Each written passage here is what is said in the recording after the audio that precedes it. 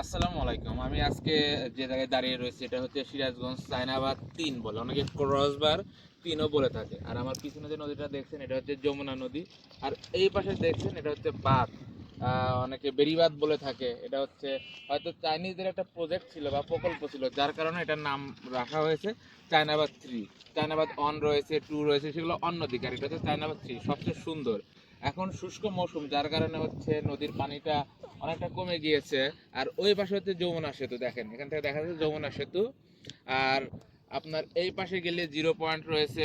বর্ষা মৌসুমে আসলে এখানে অনেক প্রচুর পানি থাকে, মানে বর্ষা মৌসুম এবং শুষ্ক মৌসুম দুইটা মৌসুমে এখানে অনেক সুন্দর পরিবেশ সৃষ্টি হয়, যেটা হচ্ছে পর্যটনদের জন্য অনেক একটা দেখার জায়গা।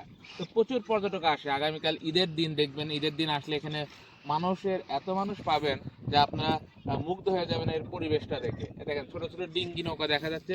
ওই নৌকাগুলো দিয়ে ওই পাশে হচ্ছে চর রয়েছে, বিভিন্ন গ্রাম অঞ্চল রয়েছে, মানে যমুনার যে চরে অনেকে বসবাস করে, তারা হচ্ছে ওই পাড়টায় থাকে। ওই ছোট ছোট নৌকা যাচ্ছে, শ্যালো মেশিন লাগানো নৌকা।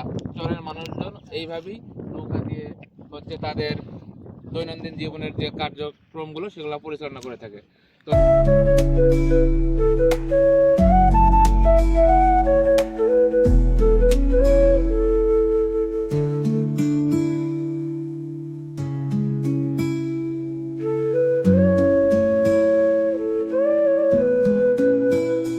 Her calm cow head resting under a tree beside the house.